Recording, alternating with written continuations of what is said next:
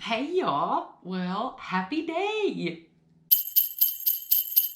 So happy Christmas, happy holidays, happy Kwanzaa, happy Chanukah, I think it's believed for Hanukkah. Happy holidays to everyone. I wanted to share a wrapping tip, not the kind at all, but but a fun wrapping tip that was really helpful to me last year because we always have a mix of clothing, and then there's things that don't come in a box, things that are small that we go and look for boxes, and it often leads us to buying boxes. Now, I remember when I was a kid, if you bought stuff at the mall, which I don't really shop at the mall, but if you did, you got free boxes. But I, for years and years and years, have been buying boxes. And then it's like, the theory that we save boxes. And so sometimes I am good at saving boxes, but a lot of times, those boxes just get ripped sometimes when the kids are opening gifts, or even when grown-ups are opening gifts. So then you can either tape those boxes up or you throw those boxes away.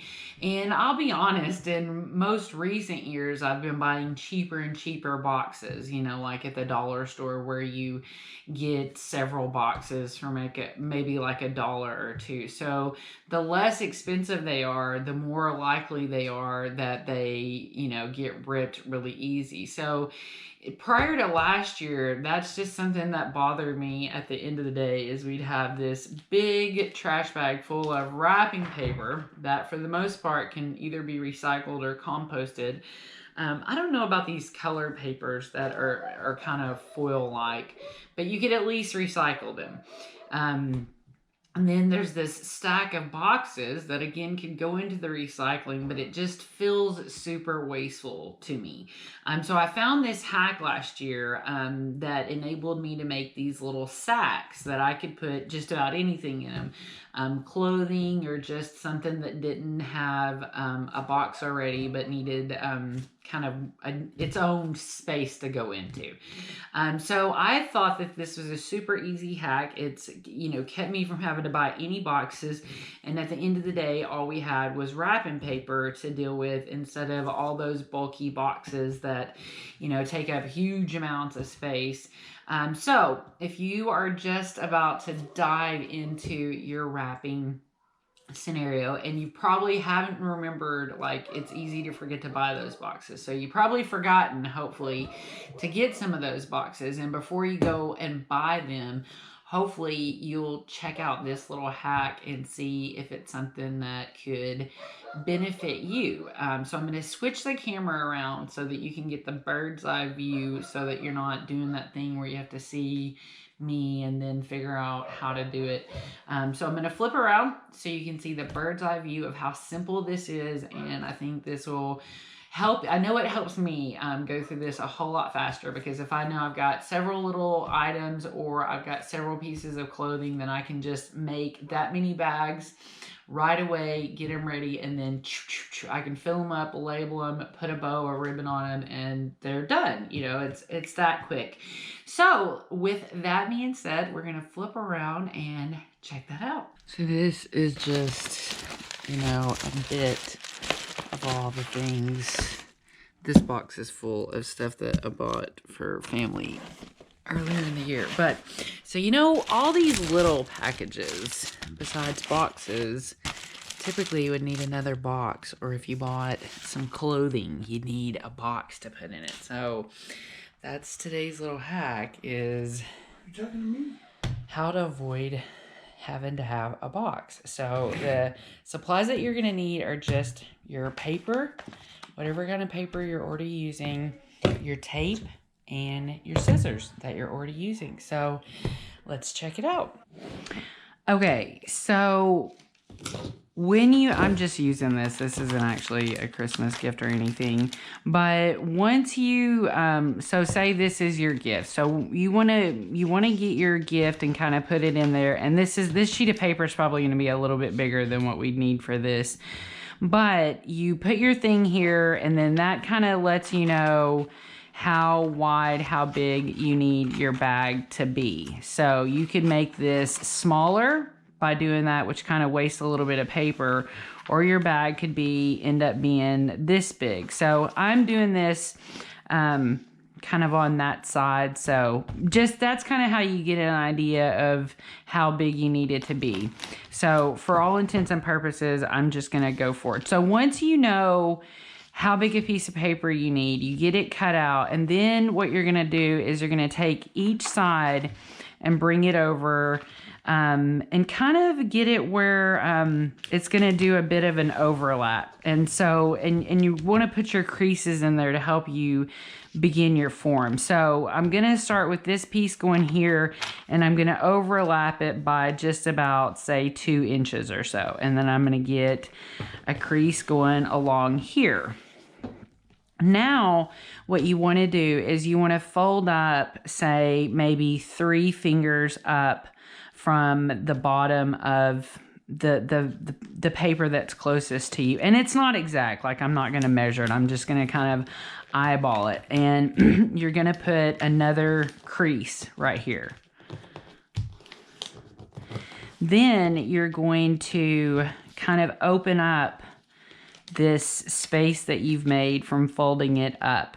Okay, so when you open it up, use this hand to kind of push the middle down and work your fingers to this corner, which is going to let you mash down this side and smooth it out with a good crease. And then you go back this way to this corner, same thing. Get your finger in that corner and then line up this crease with this crease and just mash that all the way down. And once you know how to do this, it goes super fast. Then you want to take this edge and bring them to your center crease here. So I'm going to fold this over to just a little bit above this line. Okay, so right about there. And I'm going to get another strong crease in there. Then I'm going to take this edge, being mindful to keep these two together, and I'm going to fold them over to just past my line as well. And I'm going to make a nice little crease over here. And then to just kind of as a balance to make sure that everything is kind of even, we're going to fold over this piece right here. And that's going to give us, like I said, like we need to tuck that a little bit. But this is going to let us know how everything is before we set our tape. So this is pretty good. Now, since we've called this good, we're going to start by putting tape here and securing this edge. So we'll put a piece of tape up here. And if it's really long, you might do 3 pieces, but I'm just going to do these 2 pieces. And then I'm going to come back down here and I'm going to open this up and I'm going to tape along these edges to secure the bottom part of our bag. I'm going to put a piece there. And sometimes I put one this way to manage the seam that's coming along here. And then I'm going to put another one along here. So you may use a little bit more tape, but I think I added it up last year and it ends up coming out just about even the way it goes. So now you can spin this around and you can open up the bag. You can slide your hand in there and open up your creases and see that you've created a nice little square bottom. And then you can just continue to work this if you want to form a little bit of seam there. But at this point, your little bag stands up. So now again, if this was, you know, more relative to what we're making, you just slide this in here into your bag.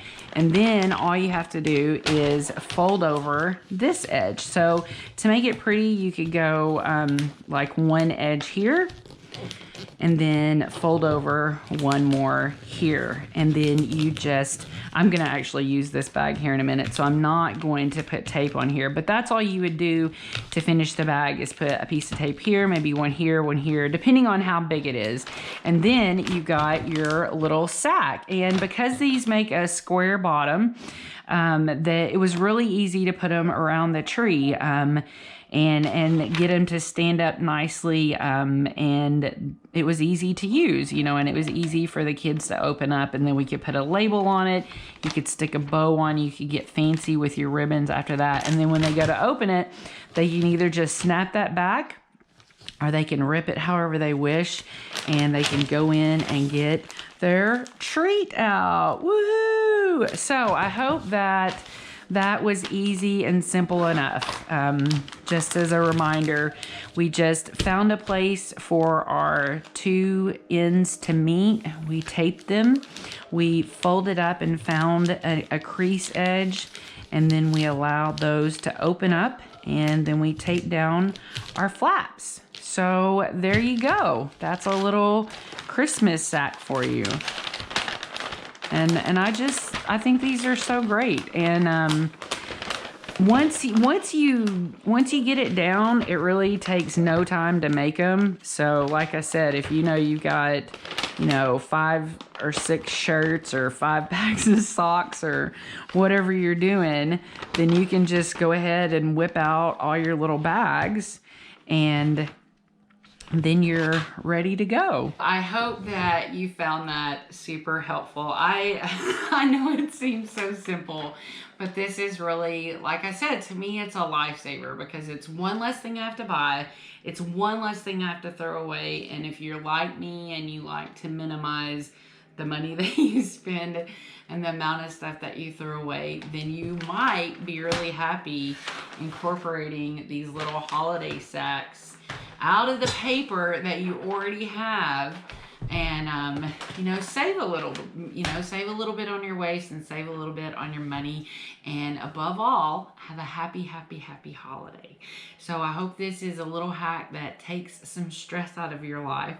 And well, I'm gonna be here all day wrapping gifts, and I hope you have the best day ever, and I look forward to chatting with you again with some fun little hacks that'll help your life.